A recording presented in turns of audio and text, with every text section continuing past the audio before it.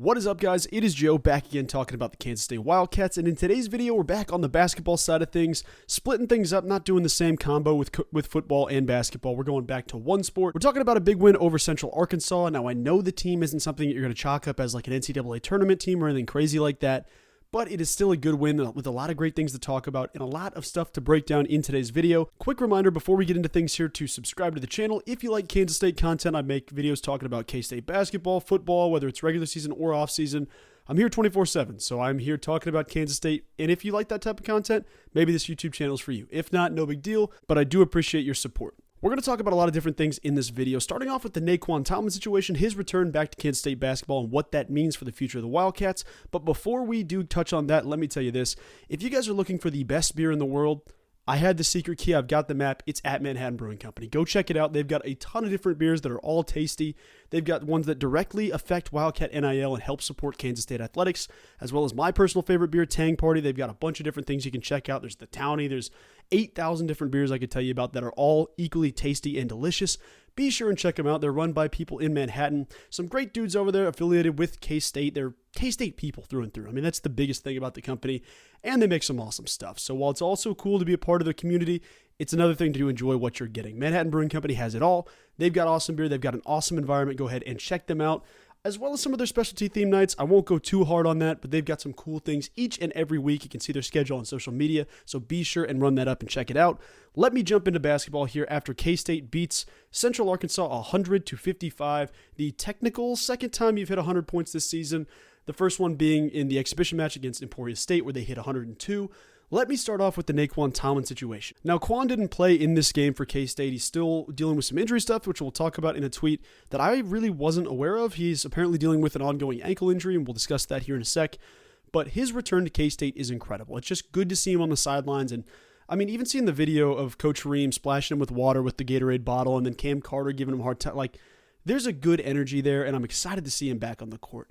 I really love what Coach Tang had to say about it. We'll talk about that in a sec. I've got the quote from my guy Ryan Gilbert. Shout out Ryan, go Powercat. They do a ton of great stuff covering K-State. Check out their YouTube channel. If you're not already, you're missing out. But K-State gets Nae'Qwan Tomlin back. Does it mean that he's there for the long haul? I don't know, but it's a good thing to see that he's back with the guys at least. Repping K-State, back in the uniform, back in K-State gear. That's at least a good step in the relationship. Coach Tang talked about it after Quan sat on the sideline cheering on his teammates and basically said this. Shout out once again to Ryan for doing some great work and asking the question. The first thing that Jerome Tang said is this: nothing's changed. There's a certain process in this that's being taken care of, and now we move on to the next part of things. I wanted Nae'Qwan around the team because it's not good for him to be by himself and isolated. That's never good for someone to not be around the people that love him and have him go through this and have to have him go through this by himself. So he's been at practices with us. He hasn't been practicing because his ankle is still hurt, but he's been at practice and he's been in film sessions. He's been through all of our mentor meetings and stuff, so he is still a part of this team. He's just not active. Take that how you want to take it. I feel good about it. Basically, with Nae'Qwan Tomlin, I had no clue the dude was dealing with an ankle injury. I know that there had been some rumblings of him missing the secret scrimmage against SMU and, all this. There's some things you look at and say, well, there was kind of some gray area with Nae'Qwan through the offseason and kind of how he got back into things. There was personal matters he was dealing with, injury stuff he was dealing with, and then also his arrest is a big thing that jumped into that too. Quan eventually gets suspended from the team. We all know that storyline. But it's just good to see him back on the sidelines. He's wearing purple. He's cheering on his teammates. Like, that's a good point in the relationship. Like, seeing him be the first guy, the vocal leader there, not necessarily the vocal leader per se. Like, you don't need him to bark orders at people or tell them what's going on or do this and that. What's good to see him do is to stand up, dap his teammates up, cheer, get excited, like, give advice if you see something on the defense. Like, if you see something in the film session, then you can actually translate that into the court. Having Nae'Qwan Tomlin, a guy who's played NCAA tournament games, who's been on the court for a lot of games for K-State, being able to tell you that to a young freshman or somebody that's new to the system, that's a great sign. Because obviously Quan has spent some time with the university and with Coach Tang and the staff, so in theory he knows what Coach Tang's looking for. It's good to have another guy like that on the sideline. I don't know what the severity of this ankle injury is. I would love to hear a little bit more. I just don't know what to go off of for now. I'm sure that there's going to be some questions about what the timetable is for Quan's ankle or what the next step is, because there is still the ongoing process. Obviously, Tomlin's been granted diversion, which is huge in his legal status, but I would say that the main thing to focus on here is just getting it back as a person, as a player. Like, it sets up things for the future to be exciting, to be bright, to be, beneficial for both Quan, both for the team, for the coaching staff, for everybody involved. I'm not going to be able to give you a timeline as to when we'll see him take the court, if we'll see him take the court, what the case is. It's all going to depend on that injury, but the last sentence is the biggest thing you take away there. It's, he's with the team. He is a part of the team. He's just not active. I wouldn't overreact to that. Don't think it's there's still discipline. There's still this. There's still this. Right now where it's at, this is what we need from Nae'Qwan, is for his next step to be supporting your teammates, being a good teammate, going to class, taking care of stuff off the court before we can get you healthy enough to get you back onto the court. I think overall, the best thing to look at, if you're sidelined with an ankle injury, you wouldn't be on the court anyway, so you're already missing him as a player, but him being able to be there to support his teammates, to get back in the classroom, do the right things that the coaching staff is asking, if you're sidelined with an injury, this is the best time to work on that personal development, to get the team chemistry back, so it's got to be a good thing for him going forward. Obviously, when he does hit the court, he's going to be a little rusty based off the injury, based on missing practices, based on everything going on. There's going to be an adjustment period, so I'll keep you guys updated with what I do here. I don't know what the severity is. It could be some type of a high ankle sprain thing. It could also just be he rolled his ankle, sometime in one of the practices or whatever the case is. We'll just have to learn and see where that goes. I assume we'll have something from Tang's next press conference, so that'll be something to address. But let me talk to the rest of the team here and talk about the game specifically. 100-56 your final score. I've been saying 55. I'm sorry if any of you are, roasting me in the comments. That's on me. I missed the point. That one's on me. Looking at the box score here, I really like what Coach Tang talked about in postgame, and I'll mention that here in a second. But when you look through some of the stats, there's definitely you didn't need Cam Carter to be a super dog scorer out there. You didn't need Tyler Perry to light up the scoreboard and put up 35 points and 7 of 9 from 3. You didn't need that tonight. That's just, I know that's kind of a lame way to look at it, but you didn't need everybody to be perfect tonight to win this game. This is a game where, realistically, if everybody on this team wanted to just throw out the game plan and just play free-flowing basketball and just be as athletic as they can be in their own way, selfish basketball still wins this game. That's a real way to say this. I'm not saying that that's good. I'm not saying it's a good thing for the sport, but it's telling that Coach Tang's guys didn't buy into that. They all still played as a team. They played the right way. They didn't just, go out there and try to run up statistical categories. Saying Cam could get 40 is not an understatement. Saying Arthur Kaluma could have gotten 40 is not an understatement. These are real things you could see. But Arthur Kaluma is your leading scorer. Nonetheless, you had 5 Wildcats, I believe, in the 10-point range, with everybody on the roster, with the exception of Nae'Qwan, Talman, Quez Glover, seeing the court for K-State. Kaluma finishes with 20 points, 8 rebounds, 3 assists. That's a great day. That's a really good day. Limited minutes, obviously, didn't play the entire game, but still played a chunk of it. Tyler Perry goes 6, 6, and 2. David Gasson, second double-double of the season, 11 points, 11 rebounds. He's been a monster on the glass this season, and we'll talk about that a little bit later. Cam Carter, 9 points, 6 rebounds, 1 assist. Didn't see a ton of Will McNair in this game. That's an adjustment, but how about the 3 freshmen? You see some really good minutes out of the freshmen. Day-Day Ames in his game back after being suspended against Providence. If you missed me talking about that, go ahead and check out the post-game comments for the Providence video. I talked about that pretty in-depth if you want my disdain for the decision to suspend Day-Day, but it is what it is. 14 points, 2 assists in this game, 3 rebounds. Good day, solid day. RJ Jones, 8 points, 5 assists for RJ Jones, attaboy Popeye, and 1 rebound as well. Then you get Mr. McCaleb Rich, Buddy Rich. This dude is Hercules himself. The guy is an absolute monster. Throwing down a dunk that I have never seen in my entire life, ever. I've never seen a player that is athletic enough to pull off the feet that he did. Coming in off the inbound to get a putback dunk over 2 dudes just without even trying. The dude is just athletic enough to casually oh, hey, ball's going to be here, yam on somebody's head. That's the type of dude this guy is. 13.7 rebounds from McCaleb Rich. He is an exact example of you could have just ridden his athleticism and won the game that way. I'm not saying we should have. I'm not saying we didn't, capitalize on whatever, but they played the game fundamentally well, and that's the great thing for Coach Tang's squad, because you have enough athletes on the court that you could have just been, well, I'm taller, we're bigger, we're faster, whatever the case is. And you didn't have to do that, which I appreciate. I think it's good that you still got the guys playing the right brand of basketball. It wasn't selfish basketball. It wasn't just I'm bigger, I'm stronger, I'm faster. You got guys involved all throughout the roster. Jerome Colbert, my dog. Shout out Jerome Colbert. 10 points, 5 rebounds for Jerome. Good day, solid minutes there. Taj Manning as well, scoring his first points as a Kansas State Wildcat in this game. Had 3 points, 4 rebounds. Taj is a dog rebounder as well. I think we're going to see that more. I don't know what the minutes look like for the breakdown for the, kind of basically everybody outside of your first 5 or 6 guys. There's going to be some stressful minutes trying to get people in the right spots. So I do not envy Coach Tang and the staff. It's a good problem to have, though. And then Dorian Finister rounds out the list with 6 points, 2 assists. Played some good minutes there down the stretch as a point guard, which I like to see for sure. As far as immediate takeaways, I mean, there's not something really outside of what you're continuing to see from this team is that everybody on the roster is solidifying why the coaching staff should have confidence in them.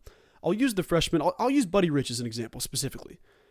If McCaleb Rich, because I know there's people that kind of can comment and be upset that, well, hey, Buddy Rich isn't hitting the court enough. He's not doing this. He's just playing in garbage time or limited minutes or whatever the case is. The coaching staff was able to earn his trust in that Miami game because you have a kid that's able to go out there and compete with a top 12 team in the country. I mean, Buddy Rich held his own against some of the best scorers in the country. I mean, Nigel Pack, you see guys like that. Obviously, it's a different position, but you guard a guy like Norchad Omier. I think that's the kid's name. I apologize if I'm butchering that. Who's stupid athletic, who's stupid good at basketball as well. Buddy Rich competed with him, had some putbacks, had some trips to the free throw line. And that's a thing where, like, okay, we know this kid is now capable of doing this. Let's find out where to capitalize on his skill set. Because the dude's skill set, I mean, his ceiling is the best player in the country. It is. I mean, if McCaleb Rich can continue to develop, he's only a freshman. He's played like 5 or 6 games in college basketball, and the dude's already thrown down 3 or 4 dunks that, like, if I was a videographer guy at K-State, every single one of those dunks would be in the dunk package. I mean, you'd be holding the camera straight up, just waiting for the dude to make a play. That's the type of player that Buddy Rich is. But he's more than that, man. He's not just a highlight guy. He's a guy that is capable of doing anything you need him to. And I think as he continues to develop his skill set, he's going to be an absolute problem for everybody in the Big 12. Hats off to the recruiters. I mean, hats off to everybody involved on his recruitment. Getting him to Manhattan. Like, also, let me just tell you this. Who's the dumb idiot that listed this kid as a 3-star? I know he got, up to a 4-star by most major recruiting services, but, like, I know athleticism isn't everything. I know that, competition, all this. This dude is not a 3-star athlete. This is a guy where if you value this kid as a 3-star, you miss. You swung and you missed. That's just how it goes.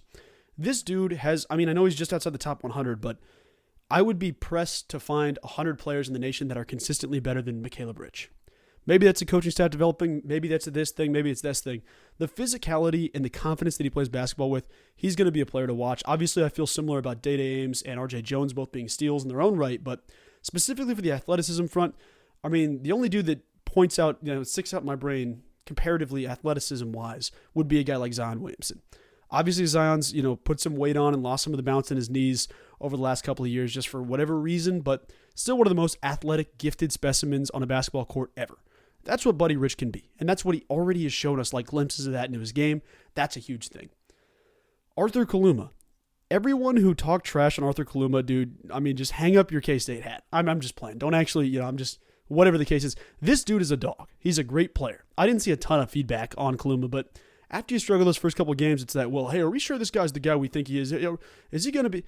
Dude, give everybody time, man. Basketball is not an easy sport constantly. Kaluma does deserve the benefit of the doubt. Like, you go and see him go out there, and realistically, if he wanted to, he could have scored 40 tonight. I think he really could have. He didn't chase that. He didn't chase the individual achievement. He bought in, which is what Coach Tang talked about, and you saw him have a good night because of it. And, we're going to continue to see everybody on this team get to the point where they don't have to play selfish basketball to put up big numbers. They're going to do what's expected of them. The team's going to win, and they're going to accomplish more together. Not the cliche together everyone achieves more team thing, but Kaluma is starting to buy into the point where, like, okay, you see where Coach Tang's going with this. You see where the coaching staff is going with this. You see what this team can be. Getting Arthur Kaluma into that peak spot, like, he's already really, really, really good. I cannot wait to see a March version of Arthur Kaluma or, a late February Big 12 version of Arthur Kaluma. I think he's going to be a serious player to watch. And then also, I don't want to just skip past a guy like Cam Carter or Nae'Qwan, whatever the case is, but this team, I love this team so much. I love watching them play basketball, dude. This is like the best pastime, man. Watching them go out there and compete, like, we haven't even seen anything yet, but I'm so excited every single time they hit the court. I've got it on my calendar each and every day, so that's been a cool thing to be a part of for sure. And obviously it was that way last year, but it's exciting to have, K-State basketball be where it's at right now with the coaching staff who really sees the end goal, who knows the end goal each and every season. That's what's so exciting because you get to be a part of that. And I'm pretty pumped for the future of this season, the future of college basketball, the future of K-State basketball, whatever you want to say. Last thing before we get out of here, because I know I'm kind of trailing on, the rebounds. They had the most rebounds of any K-State team since 1997. I forget which game specifically, but it was 63 rebounds or 62 rebounds. Tonight it was 63. I don't remember if the record was 62 or we tied it at 63. It's great that all the work in the offseason is paying dividends, but it's also important, like Coach Tang talked about it, it's more impressive that it's starting to yield points, that you're getting second chance points, points in the paint. That's what you want to see. So the rebounds are one thing, but it does make sense that, hey, if you get on the glass and you put it back in the hoop, that's giving you 2 points where realistically that was an X'd possession. Like, that's a possession that didn't get what the end goal was. So the rebounds are one thing. Obviously, you grab 60-something rebounds. Anybody should be impressed with that, and I definitely am, but I'm even more impressed to see 30-plus points on second chance points and a bunch of stuff on the offensive glass. So that's going to be exciting to see how that continues, and I know that'll continue to increase with a guy like Nae'Qwan getting back out there as a real talented rebounder. You're going to have some real athletes on the court, and that's the thing. Athleticism will be the definite, that will be this year's team, is just stupid athleticism, to the point where it's like, okay, good. Now they have their 6, 7, 8 guy coming in. He can't possibly be the most athletic person in the world. How do they do it? They are. That's what this team could be. I mean, you're going to look at it, and there's going to be teams like, UCF is an example. And I don't want to just dunk on UCF, but I'm just saying, I don't see someone on their team being, unbelievably over-the-top athletic. A Houston team, I get it. A Kansas team, I get it. But every team in the conference is going to look at this team and be like, how do you have Cam Carter, Nae'Qwan Tomlin, Arthur Kaluma, McCaleb Rich? How do you have all these dudes on your roster that are this athletic? It doesn't make sense how athletic these dudes are. That's a serious thing, and there's more people that I could mention in that category. I don't want to just glaze over anybody, but you think about a guy like Cam Carter, NBA guy, immediately. Tyler Perry, obviously this wasn't his best day, but Coach Tang talked about it. He challenged him to go get 11 assists, focus on passing. You don't need him to be the best shooter in America tonight. That's not the way I look at this. So I don't know. I mean, you just have so many guys that are gifted basketball players where I don't know that I can recall the last time I've seen this many athletes that are top of the game, top of the country type dudes with that type of ceiling on the same team. I mean, that's really what it's been this year in Manhattan. Obviously, last year you have Keontae Johnson, Marquise Noel, and then you get a guy like Nae'Qwan Tomlin, a guy like Cam Carter. But to see the level that Cam's already gotten to in this season, it's so exciting to see what the future is. As Coach Tang continues to get these guys that have been in the program for 2 and 3 years, stepping into onto the court as a senior, see what that development looks like. It's going to be exciting to follow. So guys, that's going to do it for this video. I don't want to just keep dragging on too long, but I appreciate each and every one of you guys watching. And let me say this, man. Happy Thanksgiving. I should have addressed it way earlier, but let me also say I am so thankful for you guys, each and every one of you that comments on these videos, that takes the time to watch the videos and share them and like them. Even if you don't like any of the videos, if you don't comment on any of the videos and you just watch them, being able to talk Kansas State sports is why I made this YouTube channel, to find people that love the game the way I do, whether it be basketball or football or volleyball or whatever the case is. Softball's a bad example because we don't have a softball team, but that's just what I'm saying is to find people that love K-State sports as much as I do and get the opportunity to talk to people like that every single week. That's amazing. I mean, I feel like going to Vegas or going to wherever you want to go and you see K-State purple. That's what's exciting about this. So guys, I am so thankful to share that opportunity with you guys each and every day. If you're interested, I have links to donate to the channel in the description. Please don't feel like you have to, but if you want to help out in another way, that is definitely an option for you. And I do appreciate each and every one who has donated through this point. Thank you guys so much for the continued support. I hope you have a wonderful rest of your day. We'll talk soon. Enjoy the holidays. I hope the family things go well. I hope you're all doing well. Thank you so much for taking the time out of your day. We'll talk to you in the next one. Go Cats.